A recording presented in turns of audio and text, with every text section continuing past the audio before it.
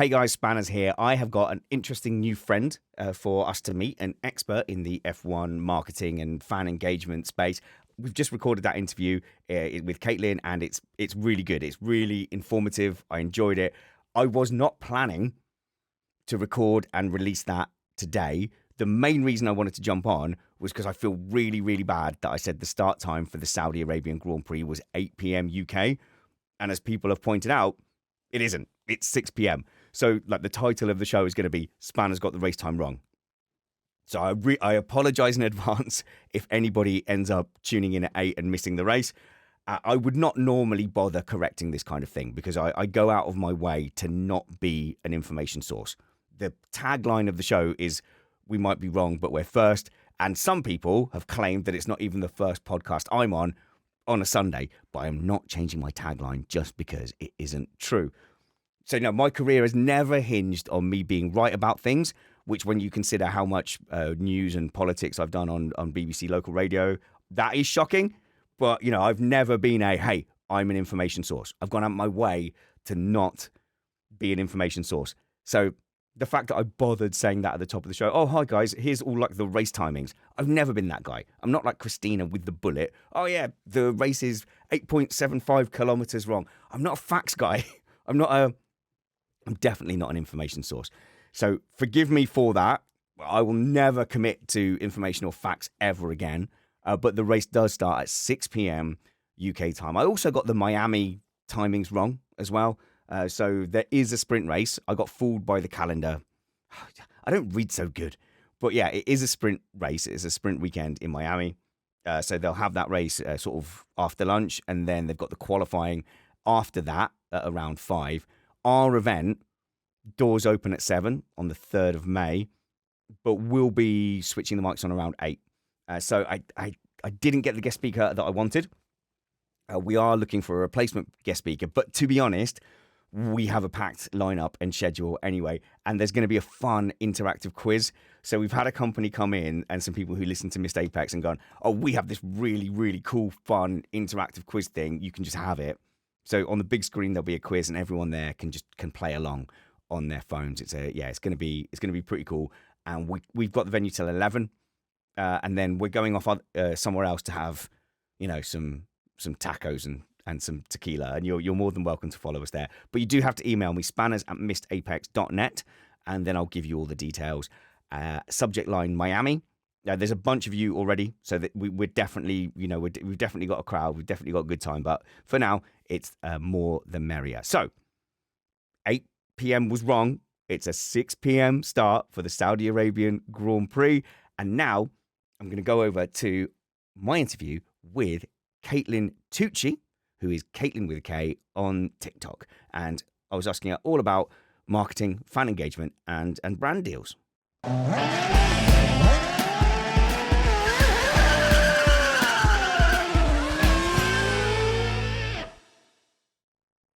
Well, I promised you we'd meet a new friend today, someone who knows things about marketing and fan engagement. So someone who might even be able to counter my whinging about street circuits and about the Monaco Grand Prix. I'm delighted to welcome Kaitlin Tucci to the show. Hello, Kaitlin, a PR marketing expert person. Hi, how are you? Welcome to the shed. First of all, tell me a little bit about what your trade is with marketing and fan engagement. Yeah, so I went to school for marketing. That does not matter whatsoever. Worked in mental health for a little bit. Also doesn't matter. But the past couple of years, I've been working for a startup in the motorsports space and essentially like as their head of marketing, but basically doing everything and just absorbing as much information as humanly possible. And now we're looking for a new role, and that is most likely going to also be in the marketing space in motorsports. So I have some trial by fire experience, we'll put it that way. F1's a funny one because the marketing probably plays more of a role in influencing where they go. So, for example, in soccer, yeah, the marketing gets involved, but it's always played on a rectangle pitch. You know, they don't suddenly go, okay, we want to play in a sky mall using ping pong rackets instead of football boots. Whereas actually the tracks in Formula One can be really heavily influenced by what kind of marketing, what kind of engagement is going to happen. And so, like, fans like me can get frustrated. I think a good place to start with is probably the Monaco Grand Prix, where I sit here going, from a sporting point of view, Right. obviously nothing's happening, yet there is this big PR marketing push around it. Mhm. Anyone who's anyone is there. From a podcast point of view, we probably get more fresh eyes on a YouTube channel after a Monaco Grand Prix than any other race. And it baffles me. Like, how is there so much buzz around the race where the least happens throughout the year? Yeah, I mean, I think a lot of it can be chalked up to the fact that it is such a legacy race, but then you could make that same argument around some of the Italian races. You could make the same argument around Silverstone. I like to think of Monaco as a race that is so popular because of legacy. So you could also compare it to like an Italian race. There's more than one, to Silverstone in that way. But I think Monaco's eh, been so elevated through pop culture at this point where there's several movies about it. It's mentioned in every single movie about racing you could possibly think of. Iron Man. Why was Iron Man shot at the Monaco Grand Prix? The most boring Grand Prix ever, and they decided to blow things up, which huge shout out to Marvel for making that choice.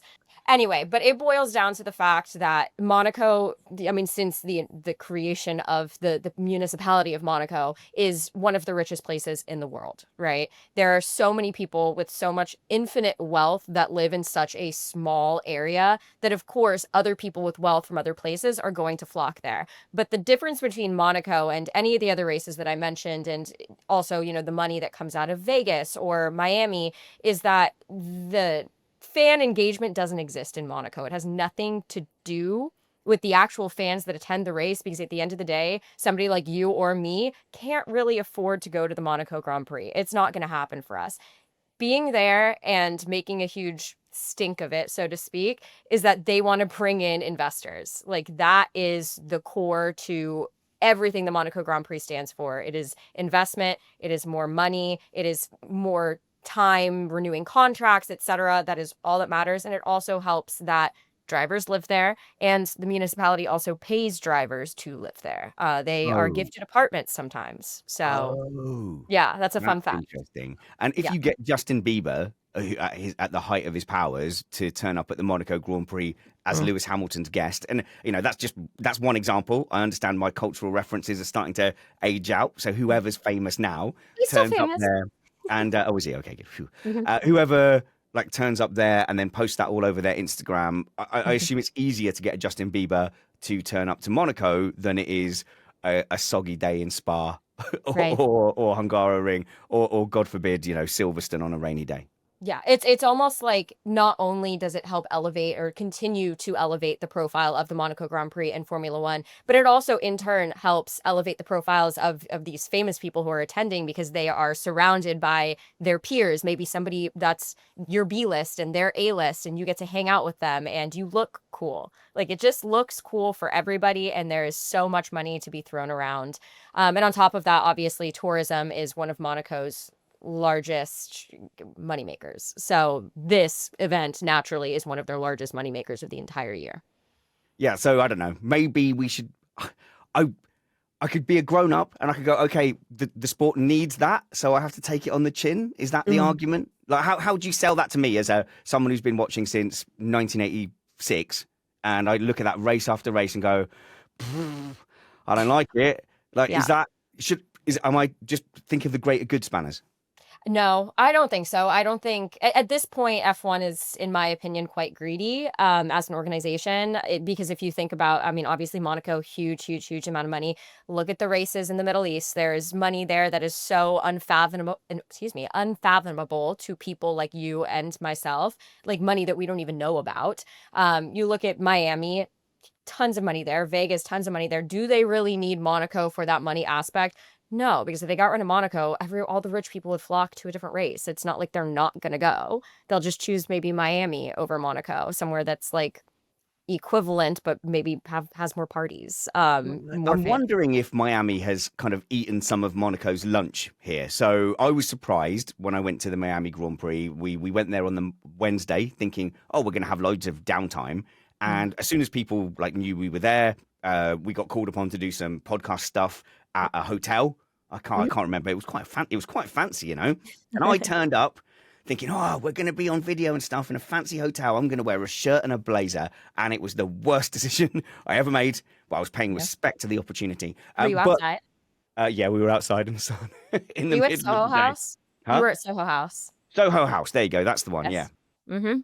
We were doing some stuff there, and then in the evening they had real like high flying business people and really important people in the motorsport industry. Jack Doohan was there as well, representing I was Alpine. there. I was literally there. I was with Christina.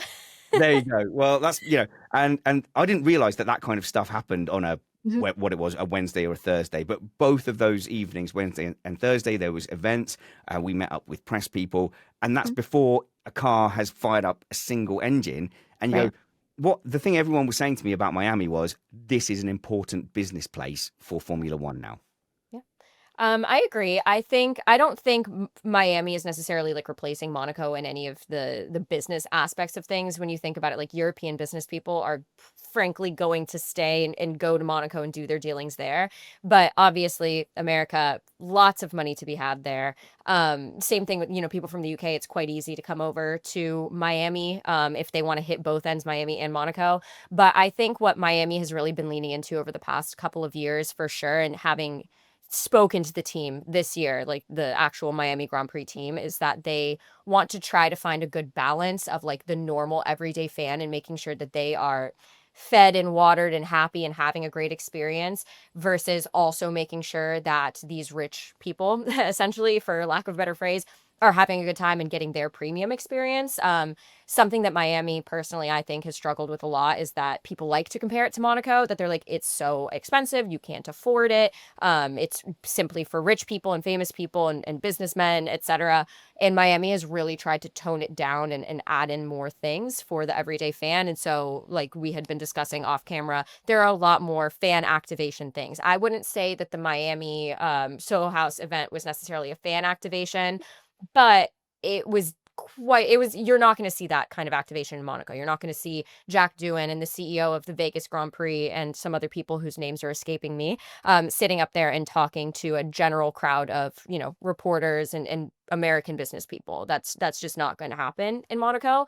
But then when you actually leave that Soho House environment and leave the track, there were, I want to say, 3 to 4 different teams slash drivers activating in South Beach and having like the Williams pop up. There was an Alpine pop up. Lewis Hamilton had his store. And obviously, all of those things are catered directly towards the normal fan. You don't have to pay to get into them.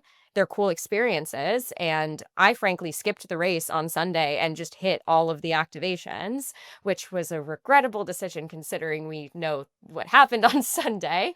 But you're looking at a place where now that the Grand Prix has made it slightly more affordable for a fan to attend, so like the campus pass being $300 for a weekend, for example, not terrible. Yeah, it wasn't awful. Even the Yeah. grandstands weren't bad. No, they're not. They've been dropping prices year after year. Also, something that they don't market at all, which I frankly think they should, is that if you renew your tickets, you get invited to a lot of private events the next year. So this Thursday of the Miami Grand Prix, people who renewed their grandstand tickets get to go to like a private show. I believe there's going to be some drivers there.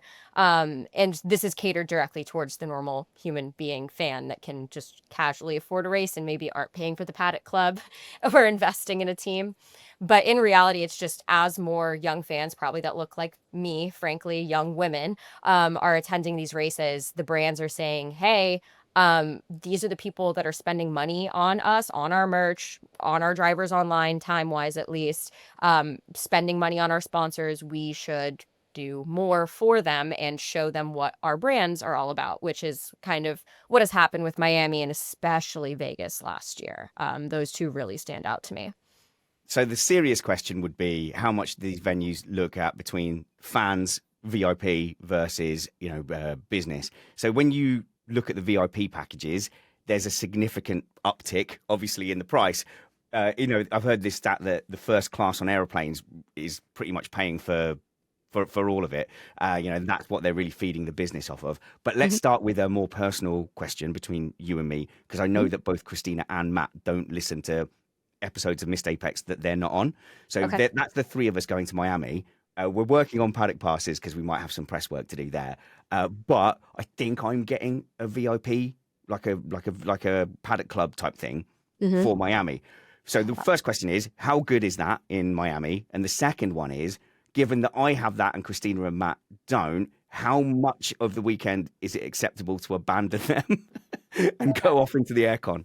Okay, so I've never been in the paddock in Miami. You can, however, go into the paddock in Miami, and Christina and Matt can look down on you, and you can Can wave at they? Can them. they wave? Okay, I'll Hmm. wave. Yeah, Oh, of the course. the the It's stadium. in the stadium, isn't it? That's right. Correct. Yeah. Yeah, you can go into Ah, the stadium. I know a couple of people who have been in the Miami paddock, and frankly, they said it's comparable to every other paddock. It's nothing special. Where Miami tries to set themselves apart, though, is they obviously have those different, like, not paddock, but not normal offerings. So they have like that beach club, for example, like a that kind of hospitality. emulates. Hospitality, yeah. Yeah, they have like that mid-tier hospitality that's not the paddock. But frankly, like from what I've heard from almost everyone is like except for Vegas, essentially, there's no paddock that's like any more special than Right. any other So paddock. the Paddock Club at Mhm, Silverstone, which mhm. we were very lucky that a listener hooked up me and Brad to go there. It ruined Silverstone for me. Like it was that nice that I wanted to go out to Maggots and Beckett's to see the cars going through there. I'd never seen F1 cars go through there previously. I'd only seen them going through Village, and although I enjoyed that experience, watching them go through those high downforce turns and switching directions on a dime is amazing.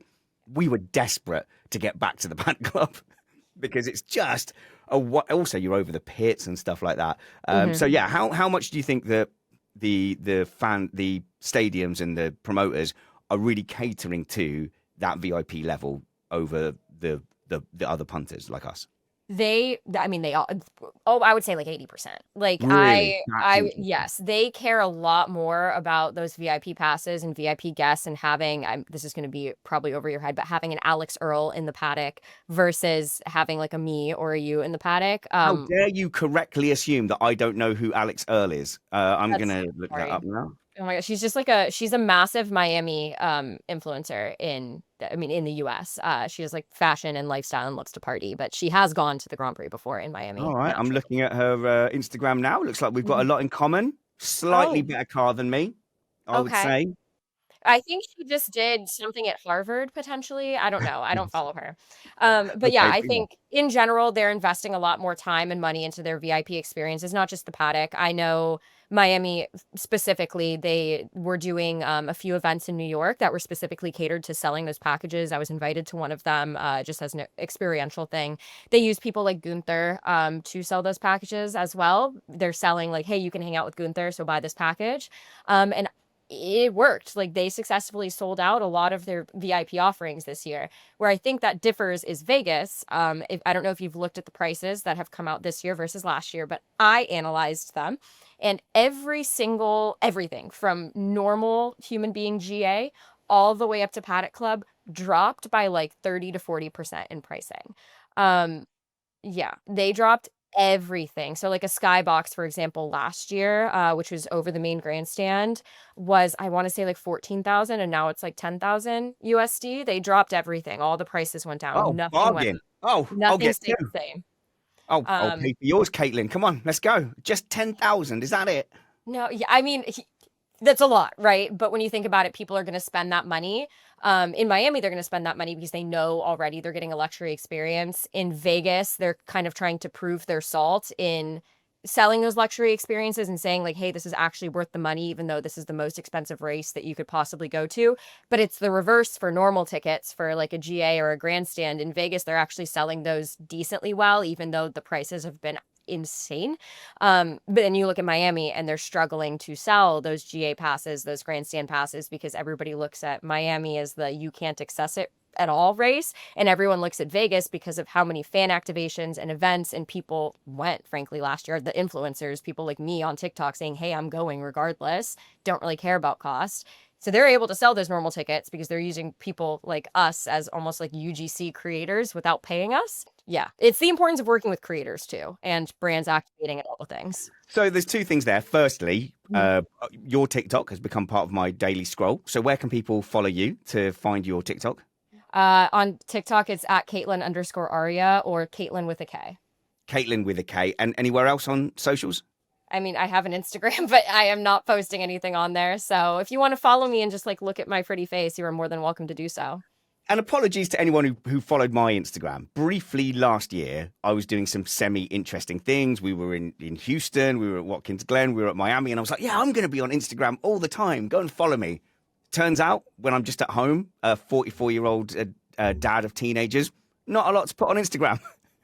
But we are doing stuff this year. So personally, I think I'm going to be in Miami. We're going to Talladega next year. First Fun. super speedway. I'm really looking forward to that. Hoping to be out in Montreal, trying to find money for Austin, and we are going to be doing a live event in Silverstone, by the way. I think I can nearly confirm that. Make sure, if you're coming to our event in Miami on September 3rd, email me, spanners@missedapex.net, subject line Miami, and we'll get those details out to you. But you keep saying, and Christina keeps saying, fan activation. This word, activation, fan activation. I don't know what it means. It's gone right over that word did not exist 10 years ago. Okay. So I like to use Williams as an example because they obviously have fan zones that they do around the world. If you look at where they do the fan zones, they're in highly, highly populated and trafficked Grand Prix. Most of them are at the US Grand Prix, like Vegas, Miami. They're always going to have them there. I believe they're doing one at Silverstone. They've done one in Singapore, places where there's just a lot of normal human being fans going. The point of an activation is so that fans can, even if they don't care about your brand, they can show up and they can experience a little bit of basically what you have to offer, what you have to sell. Williams has done a phenomenal job at it. They have every single time, different stations of different things that you can do there. They are able to feature some of their sponsors. So, for example, like Kraken is one of their sponsors. So you're using like a Kraken wallet to collect like tokens around the fan zone. They'll display different helmets. They'll display a ton of merchandise. Obviously, naturally, if you're having an activation, you want people to purchase your merch, especially if you have special merch for that race. And then throughout the weekends, they will have the drivers or former drivers or people associated with the team speak. So last year, obviously, that was Alex Albon, Logan Sargent at a certain point, Franco Colapinto at another point, James Valls was always there, those kinds of things. So the point of an activation, not just for a team, is for somebody to show up, see a bunch of cool F1 stuff, have a completely free experience, but potentially learn more about the brand, potentially get to see a driver and be like, wow, I really liked how he spoke. Like, now I'm a fan of Alex Albon. Great. Be able to, try the Sims, just kind of get a little bit of a taste of what Williams, as an example, stands for, and therefore become a fan, buy Yeah. things. Oh, man, look, I'm a fan of Jack Doohan just from seeing him speak and just going, Yes. this That's lad. the point. That's an activation. That's the point of an activation. So I've done an activation. I didn't even know I did an Yeah, activation. technically, it wasn't really a public activation, but he did come from one where he was at the Alpine fan zone activation, which was next door to Williams, hilariously, where he was meeting fans. He was literally doing a meet and greet with fans. And right next to him is a model Alpine car. Right next to that is all of the merch. They have a spin to win game next to that where they collect your email. So now they can email you and you can win free merch or free tickets or free meet and greet, etc. So there's always a goal. A lot of times it's to capture people's information, which is fine. Okay. A lot of times it's to sell merch, makes sense. But overall, it's literally to introduce your brand or your sponsor brand to the masses, as many people as possible, because it's free to enter. I don't normally comment on this kind of thing, but when I saw Jack Doohan, he had this fabulous Carlos Sainz-esque lock of wavy hair. And then he turns up with F1 with a shaved head. I have a theory. Go on, what's the theory? I don't know that you can include this, but Pierre Gasly 100% got a Turkish hair transplant. Sure. And why not? Look at my Kaitlin, look at my hairline. I'm not going down gracefully. I will go and do that. I've no shame. Well, I think Flavio Briatore was like, well, we can't let the fans know that you got a Turkish hair transplant because they're going to clown you and it's not going to look very good to our investors. So Jack, shave your head also. So it looks like you guys just did this as a thing. I'm so serious. I'm fully convinced based on Flavio's track record with drivers that he was like, this will look bad if only one of you does it. So now both of you have to do it. And Jack, I own you. So you're going to do it too. So you think it's like the Japanese football team at the USA 1994 World Cup where they all dyed their hair blonde? That is a really deep cut. I wasn't alive yet. Kaitlin, I don't like you. This will be the last time you hear Kaitlin on Missed Apex podcast. You weren't alive yet in 1994. No, I wasn't. Sorry. I can't help it. Oh my God, this is another Antonia situation, isn't it? You weren't born this millennium, were you? I was born in 98. Okay. Fine. Yeah. That's a medium pass. Okay. Okay. Yeah. So actually, one of the best, I didn't know it was called this, activations that I've experienced is the London E Prix. So I Okay. went last year, and there really was a focus on you will be entertained in between the qualifying sessions and the Okay. race. So they had live acts on stage. They Mhm. had like interactive computer games that you could play Yeah, from any part of the stadium. Obviously, bars and restaurants. A kind of a model car, remote control cars that you could play, a spinny G-force thing, so you could that's experience really the cool. G-force of stuff. And so me and my son, we were there all day, and the racing was almost coincidental. Yeah. In comparison, I would say like the Miami Grand Prix, it didn't feel like that walking around. It didn't feel like you were being constantly bombarded with entertainment. Right. Yeah, I think it's a little different depending on like what they're trying to sell. So like Formula E is not exactly the most popular sport on this planet. We know that. And I would say also just for a point of clarification, most of the time it would be referred to as an activation if it was free and separate from the race. They will have brand activations at races, like absolutely. Like if you ever, were given like free sunscreen at a race, right? They do that at races, they do that at music festivals. That's an activation. So each of those separate things, whatever brand was sponsoring them, that is a solo activation. So like at NASCAR at Watkins Glen, you're walking around and there was a popcorn company just handing you bags of popcorn There you go. as you That's an walk. Right, activation. okay. Mhm. That's an Oh, activation because now you're like, yeah, that's an activation because now you're like, okay, I'm gonna eat this popcorn. Oh, this is really good. What's the brand? And now you're more likely to potentially purchase it in the future or like purchase it from them later in the day or the next day or what have that you. did happen. I am so susceptible to this. I Mhm. am, yeah, I'm vulnerable to that Yeah. kind of Yeah. marketing. I will say also, like, because I absolutely love IndyCar, and there's one specific activation that sticks out to me last year that I hope they do again this year. But at the 500, Catherine Legg was driving the Elf makeup car, and they had a large activation for Elf cosmetics. And basically, I believe people were getting like free little makeovers and sunscreen and just like different beauty products. And it was obviously targeted more towards getting women into IndyCar, women into sports. There was a woman driving with a pink car, all the things. That's an activation. That's an activation with purpose. It's PR. That makes Elf look really good, right? That makes them look super good. That makes IMS look really, really good that they are having this whole like women centric thing going on at the Indy 500. But in general, it's supposed to make the fans feel good. And now they're like, wow, Elf like is in sports. Like that's awesome. I talked about it. I made a video. I was like, this is really cool that there's a second cosmetic brand now investing in motorsports because we have Charlotte Tilbury in Formula One Academy. Yeah. So it's not always for like money and brand status. Sometimes it's just for like you look at that brand and you're like, wow, you just made me feel really good. Like this is a really good thing that you've done. And that's when it leans more into the PR of like, how do people look at your brand? Because that wasn't really how it doesn't Elf is fine. They don't need to sell products to us. Like they're completely fine. They're spending tens of thousands on this car, probably more than that. They don't need the money. Catherine doesn't need the money. She has her drive. She's good. It just made people feel good and look good. It made IMS look really good, frankly, for having that. So it's just two different types. It's either you want money and the ability to contact people and market and sell, or sometimes it's just like, wow, a lot of people are going to write about this and it's going to make our brand look really, really, really good. Yeah, that's interesting. I think the final thing I want to ask you about is brands and why they might want to be in Formula One. And one thing is, directly, okay, it's Mercedes. Therefore, next time you think about buying a car, you go, oh, maybe I'll buy a Mercedes. That's more of And an IMSA argument, frankly. But well, no, the Formula One thing used to always be win on Sunday, sell on Monday. That was like, the car manufacturers kind of thing. But then there are things like BWT, the water brand, who sponsor everything. I I don't know how to buy some BWT. And there's loads of those sponsors, and you go, I have no idea. Like as a consumer, I'm never gonna see that and then go and buy it. So right, what is their business in Formula in One? Formula What is One. their business in rugby?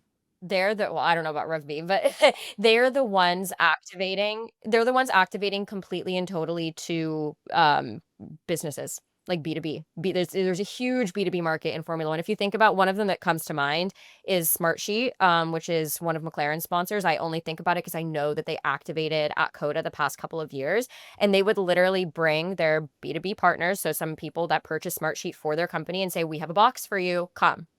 And now it's like they've just gotten Ah, this right. really cool experience from investing in this random tech company. They get to go to Formula One, watch Formula One, and that's how it works. Now, BWT is, I mean, and as far as I'm aware, not an American brand. So I actually didn't even know it was a water brand, even though I should probably know that Thought it considering was it's literally a title French. I sponsor. thought it was French. Austrian. There you go. Austrian. There you go. But yeah. Austrian. Okay, so maybe Um, I don't know this, but maybe at the Austrian Grand Prix, you would walk in and you would see BWT activating. You wouldn't necessarily see it where we are or care about it. Obviously, there's big brands like Red Bull, the Monster. Those things are global. They're completely global. But then you look at Ferrari and well, what is it? Celsius. Celsius is illegal in a lot of Europe. They're not allowed to sell Celsius in a lot of Europe. uh-huh. But in America, which I'm shocked they really haven't fully activated at this point, in America, Celsius is one of the most popular energy drinks. I love Yeah, Celsius. I've never Celsius heard is of it. great. Yeah, it's because it's illegal. I'm pretty Oh, sure it could be illegal in the UK too, just because it's like untested. You guys have better protections, that kind of thing. for now. Um, but frankly, like if they were to ever activate, they would want to activate in the US and the US only because that's where they sell their product. So it makes a lot of sense. And it's the same deal with like so many brands where you're like, that's a title sponsor, but I've never heard of it. Well, it's because it's not sold in your country. Or it's not for you. It's a business to business brand. Why would they want to sell to Kaitlin who has a general admission ticket? Yeah, I think you had like Mission Winnow as well for Mhm. Ferrari, and you go, that was tobacco companies basically, but they Yeah, can't. well, tobacco, Yeah. it could go either way. Obviously, this used to be a very man-heavy sport, so obviously there's a lot of dudes there that are smoking. F1 would have I been nothing without tobacco in the Yeah, 90s. I mean, So. oh, absolutely. Marlboro, Mission Winnow, obviously both of those attached to Ferrari, McLaren, etc. But yeah, yeah, certain industries die out. Obviously, it's not really a thing anymore, but they have like Velo, for example, that's like a vaping brand. Or I was just in Long Beach for IndyCar, but my friend was racing the big super trucks. And one of her sponsors was a chewing tobacco like brand because that's legal. But if she went and raced in like France, she's not going to use that sponsor. Like that's not going to be a Chewing thing. It's not tobacco. legal. Do people actually do that still? Do they have a spittoon to get rid I of don't their? know. I don't No. think she does, frankly, because she's, a professional driver. But yeah. Kaitlin Tucci, Kaitlin with a K on TikTok. You like really know about all this marketing and brand stuff. I feel like a And lot of it is just logic to me, at least. I don't know. It's just thinking about how people interact with each other. And I love I doing think as well, there's loads more I could ask you, and I definitely want to do that if you come back onto Missed Apex podcast. But I think you'd be surprised, A, how interesting this is to people, and B, how little we know about it as punters. that. So it is quite a dark art going on in the background. It feels obvious, Mhm. but every sentence you said there, I was sort of learning things. And in the content creator space as well, as brands try to interact with us, sometimes we get a sponsor, an ad read, and I go, really, why? Like, why Yeah. why would you be interested in Missed Apex and what we're doing? Yeah. So fascinating chat. I hope you'll come and join us in the shed soon. The links to all of Caitlin's stuff will be in the show notes in YouTube and in your podcast app. And until we see you next, work hard, be kind, and have fun. This was Missed Apex Podcast.